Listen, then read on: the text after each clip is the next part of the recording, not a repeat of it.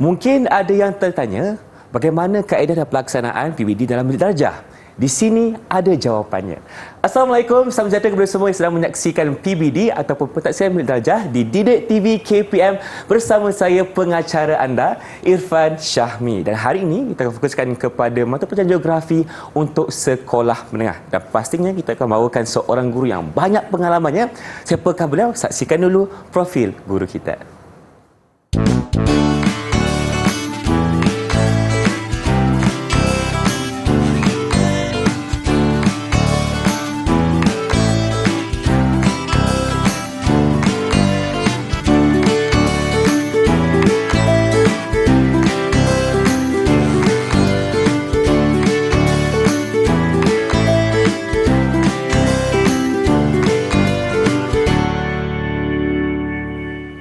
Baiklah, sekarang ni saya akan persilakan jurubahasa isyarat kita iaitu Cikgu Saundra Devi Arumugam dari SMK Puchong Selangor. Apa khabar Cikgu?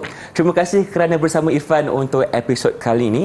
Dan pastinya, siapakah gerangan guru Irfan katakan tadi? Kita persilakan Cikgu Muhammad Khairul Fitri Ahmad dari SMK Sulaiman Bentong Pahang. Assalamualaikum Cikgu, apa khabar? Waalaikumsalam, baik. Sihat Cikgu ya? Alhamdulillah sihat. Nampaknya kita dipertemukan lagi dalam rancangan PBD kali ini. Ya, pastinya akan berkongsikan berkaitan dengan mata pelajaran geografi sekolah menengah. Ya. Jadi tanpa melengahkan masa, apa kata Cikgu? Kita mulakan. Terima kasih. Terima kasih, Wan. Okey, kita teruskan. Yang pertama adalah berkaitan dengan matlamat. Okey, kurikulum standard sekolah menengah untuk mata pelajaran geografi.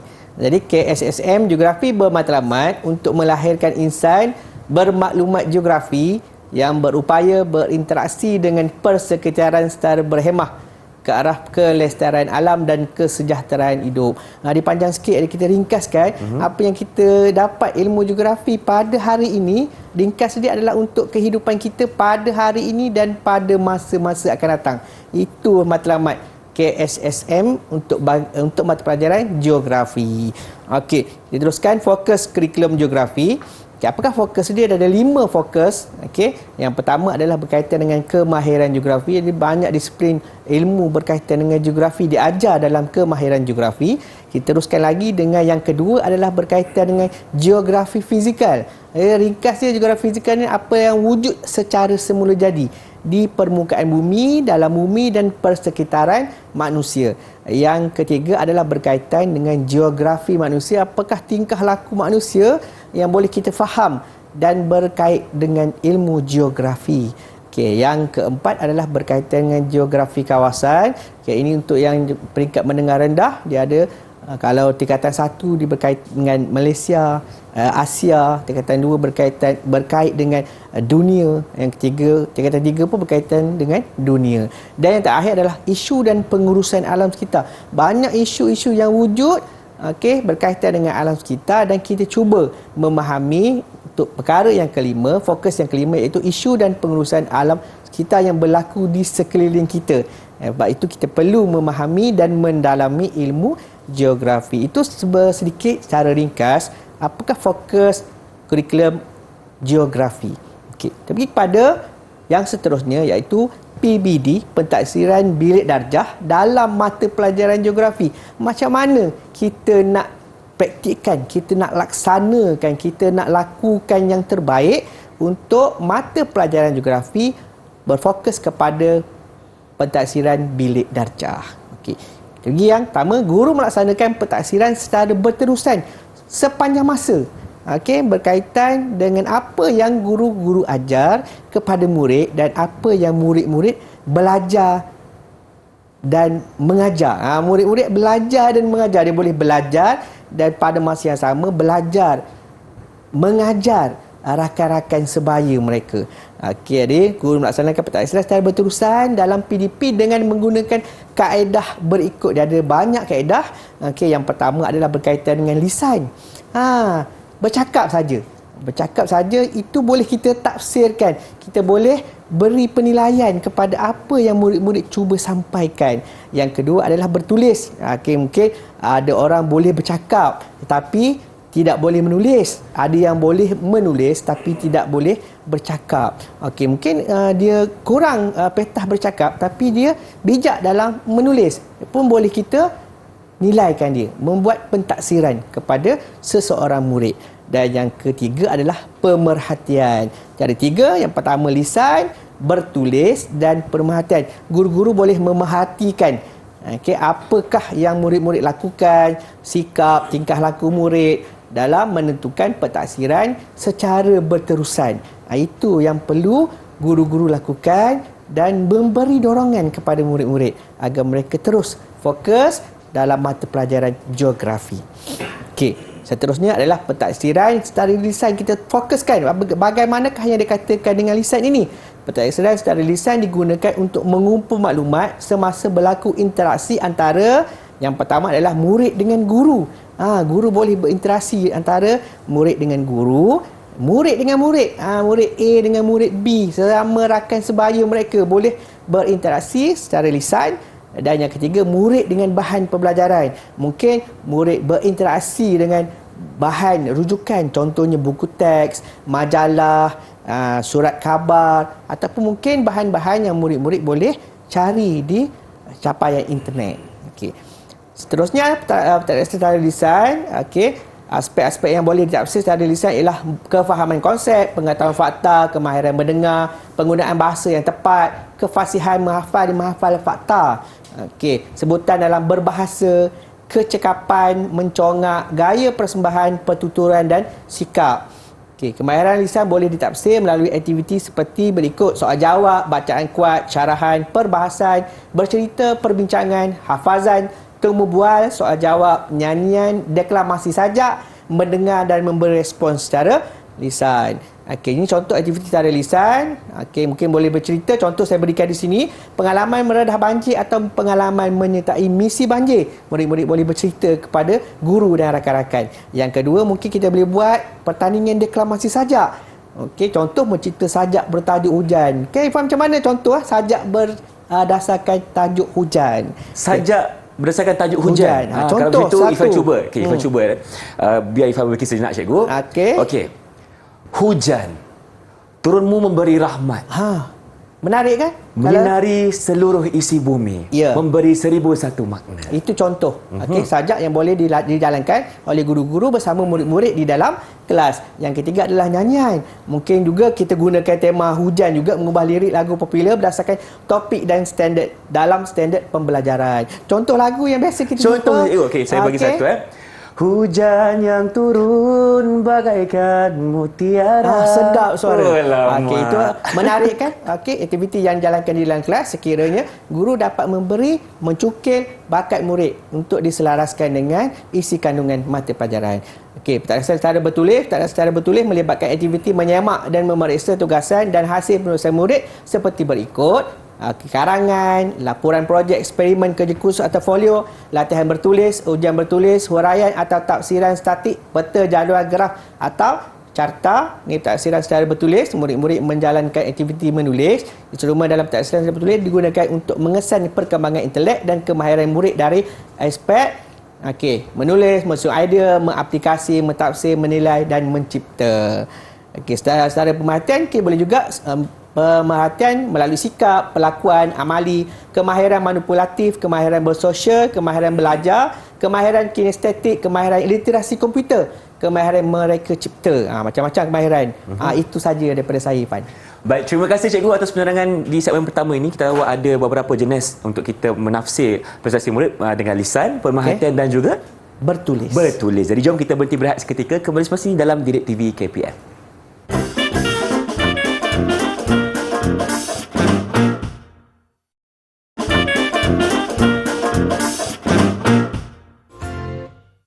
Bersama kami dalam PBD di saluran Didik TV KPM. Kalau tadi kita dah tahu bagaimana cara untuk guru menilai prestasi murid-murid mereka melalui cara lisan, bertuturan dan juga pemerhatian. Jadi cikgu, untuk segmen kali ini, apa pula diskusi kita? Kita teruskan. Aktiviti-aktiviti dan cara penentuan tahap penguasaan dalam satu-satu kelas yang diajar oleh guru. Teruskan. Ini cara penentuan tahap penguasaan. Kita terus kepada apa yang kita nak ajar. Contoh saya tunjukkan di sini adalah satu standard kandungan dan standard pembelajaran dan standard prestasi yang dijalankan dalam satu-satu DSKP dokumen standard standard untuk mata pelajaran lah. Contoh macam ni saya tunjuk kat sini, okey, adalah kurikulum standard sekolah menengah, dokumen standard kurikulum dan pentaksiran. Okey. Ini yang boleh digunakan, bukan boleh, wajib digunakan oleh guru-guru untuk setiap sesi PDP, pengajaran dan pembelajaran. Okey, sebab apa? Sebab ini adalah panduan rujukan yang dikeluarkan oleh bahagian pembangunan kurikulum. Seperti mana yang dipaparkan di slide, ini adalah dia punya hard copy dia. Saya ambil satu contoh, di SKP yang dipaparkan di slide sekarang. Dia ada 3 perkara yang perlu guru-guru ingat. Okey, perlunya merujuk kepada standard kandungan, merujuk kepada standard pembelajaran dan merujuk kepada standard prestasi. Tetapi standard kandungan, standard pembelajaran adalah perkara asas dan standard prestasi adalah sokongan kepada 2 perkara tersebut. Okey, pergikan ini saya ambil contoh standard pembelajaran 2.2.4 menilai kesan kegiatan manusia terhadap cuaca dan iklim di Malaysia. Murid menghasilkan buku skrap berkaitan kesan kegiatan manusia terhadap cuaca dan iklim, dan murid-murid membuat penyampaian secara lisan. Okey, itu penilaian kita buat secara lisan dan dia boleh juga wujud sebagai penilaian secara bertulis. Okey, contoh dekat sini saya paparkan adalah bagaimana murid menghasilkan satu dokumen yang bertulis dan kita boleh menilai hasil kerja murid. Okey, 2 perkara penilaian iaitu bertulis dan lisan, dan kita juga boleh seiringkan dengan yang ketiga iaitu pemerhatian.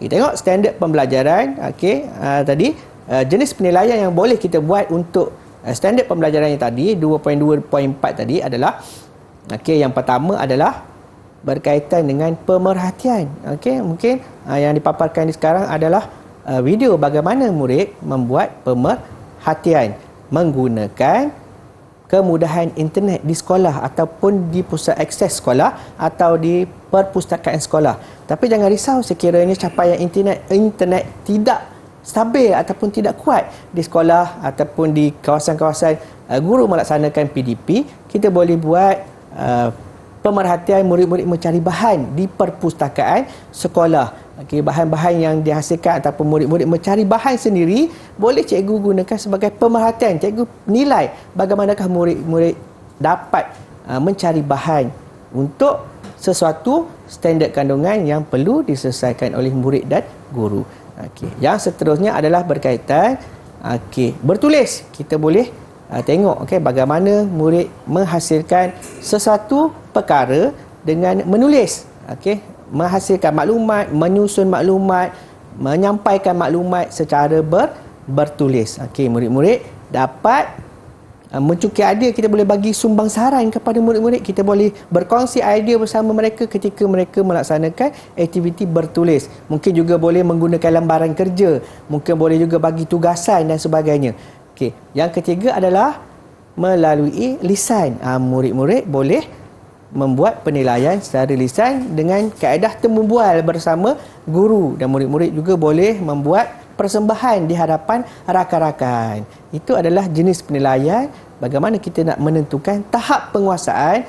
Okey, satu tahap penguasaan adalah perlu diberi oleh guru berdasarkan pertimbangan profesional seorang guru untuk menilai. Okey, sama ada berdasarkan pemerhatian, bertulis ataupun secara lisan. Perlu diingat oleh guru bahawa penilaian profesional perlu dilaksanakan kepada setiap murid bagi membolehkan murid-murid dinilai dengan sebaik yang mungkin. Okey. Kita pergi pada yang seterusnya, standard pembelajaran yang sama juga 2.2.5, dia satu lagi level dia, merumuskan perubahan cuaca dan iklim di Malaysia. Murid memberi cadangan mengurangkan perubahan cuaca dan iklim di Malaysia. Ini kita boleh buat penilaian.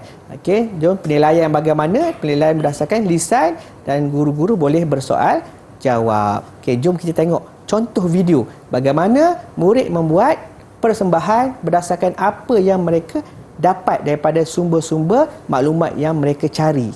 Okey, jom. Berikut adalah cadangan saya bagi langkah-langkah mengurangkan kesan perubahan cuaca. Okey, yang pertama, kita boleh mengamalkan amalan berkongsi kereta. Okey, yang kedua, kita boleh mengawal penerokaan hutan. Yang ketiga, kita boleh mewujudkan lebih banyak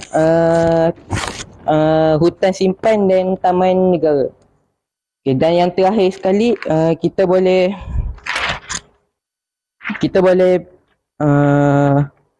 boleh mewujudkan bandar hijau. Okey, itu adalah contoh bagaimana murid ditafsir secara lisan, dan juga kita boleh ambil kira taksiran secara bertulis kerana murid-murid menghasilkan satu kerja, bahan kerja, hasil murid yang dipaparkan di sini. Hasil kerja, murid memberi idea dan memberi catatan terhadap idea yang mereka dapat, yang mereka fikirkan, yang mereka rasakan betul pada mereka. Kita bimbing mereka untuk menyampaikan maklumat yang mereka telah perolehi tersebut. Okey, jika kita dapati murid-murid itu ada tersangkut ataupun tidak dapat menyampaikan sesuatu maklumat dengan jelas, kita mungkin boleh bersoal jawab dengan mereka, memberi galakan kepada mereka, cuba membimbing mereka dan galakkan rakan-rakan sebaya dalam satu kumpulan sesi pengajaran dan pembelajaran untuk bekerjasama antara satu sama lain. Seterusnya boleh menimbulkan satu suasana yang menyeronokkan dalam satu-satu sesi PDP. Okey, itu saja daripada saya, Fuad. Jadi kita harap kita dapat memberi idea, mungkin guru-guru boleh mempelbagaikan lagi aktiviti. Ini contoh yang boleh kita bawakan kepada guru-guru. Okay, baik cikgu, contohnya kan, selain daripada nyanyian, tadi kita ada sajak dan juga bercerita, mungkin kita boleh buat ada sketsa cikgu, bagaimana? Boleh, mungkin boleh buat drama. Buat drama. Okey, drama berdasarkan contoh drama kisah bagaimana orang membuang sampah merata-rata. Betul. Dan apa akibatnya cikgu? Akibat dia, mungkin kita boleh buat debat. Kita boleh buat syarahan. Kita boleh buat model. Model menggunakan barangan terbuang. Macam-macam idea. Macam-macam lagi, yang penting kita cuba berkomunikasi dengan murid-murid di dalam kelas supaya mereka mengeluarkan idea mereka dan kita bimbing. Bukan kita beri idea, tapi mereka mengeluarkan idea dan kita bimbing untuk mereka melontarkan idea mereka. Baik cikgu, hadirnya di situ guru akan memberikan bimbingan sahaja, tetapi murid yang perlu mengeluarkan idea mereka untuk mencapai standard yang lebih baik. Ya, betul. Betul cikgu. Terima kasih atas perkongsian di segmen ini. Jadi nampaknya ada pelbagai cara untuk guru-guru menilai prestasi murid-murid mereka di sekolah, terutamanya dalam mata pelajaran geografi sekolah menengah. Jadi jom kita berhenti berehat dulu, kembali selepas ini dalam Didik TV KPM.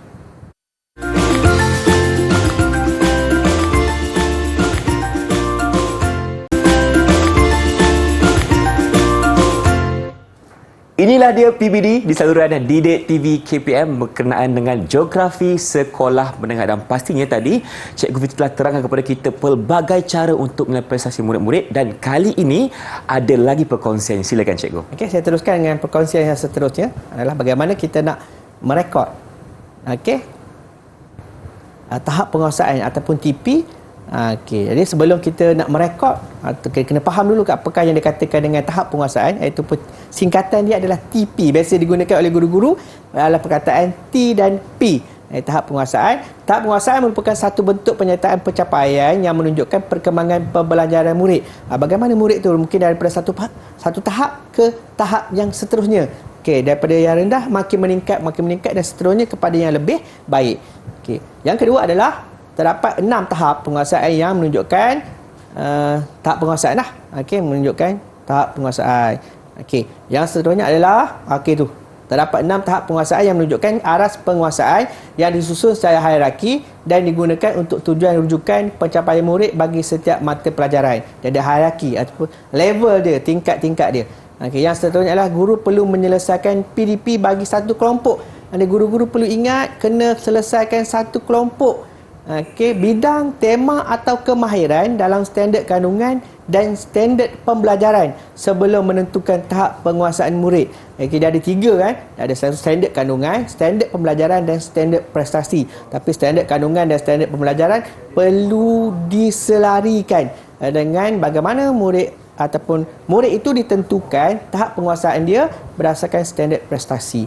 Tapi perlu diingat standard kandungan, standard pembelajaran perlu dihabiskan terlebih dahulu, barulah guru-guru boleh menilai murid. Sama ada menilai secara lisan, secara pemerhatian ataupun secara bertulis. Seterusnya adalah tahap penguasaan. Penyertaan tahap penguasaan mata pelajaran geografi keseluruhannya. Kita tengok kat sini, dia ada satu, okey, yang kedua, dia ada yang ketiga, keempat, kelima dan keenam. Saya ambil yang keenam lah yang paling tinggi. Okey, menghasilkan idea yang kreatif, inovatif dan boleh dicontohi serta bersikap positif terhadap alam sekitar berdasarkan pengetahuan dan kemahiran geografi yang dipelajari untuk digunakan dalam situasi baru.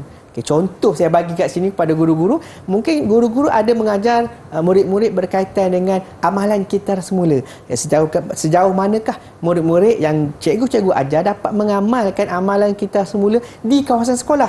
Okay, murid-murid dibiasakan dengan membuang sampah di tempat yang betul, mengurangkan penggunaan plastik, okey, mengurangkan penggunaan botol plastik. Tapi mungkin murid-murid bawa bekal datang ke sekolah ataupun bekas kosong untuk datang ke kantin membeli makanan. Ini guru-guru boleh memberi penilaian kepada seseorang murid, mungkin aras yang paling tinggi kerana dia boleh menggunakan ilmu yang dia pelajari untuk kehidupan dia mungkin pada masa ini dan pada masa akan datang. Itu pentingnya bagaimana murid ini bukan saja dinilai di dalam kelas, tapi boleh juga dinilai di luar kelas, mungkin juga boleh dinilai di luar semasa kehidupan harian mereka. Itu adalah tahap penguasaan, penyataan 1, 2, 3, 4, 5 dan terakhir adalah TP yang ke-6. Okey. Seterusnya tahap penguasaan. Okey. Penyataan tahap penguasaan mata pelajaran geografi standard kandungan ini dalam standard kandungan. Okey. Tadi secara keseluruhan, ini saya petik satu standard kandungan. Okey.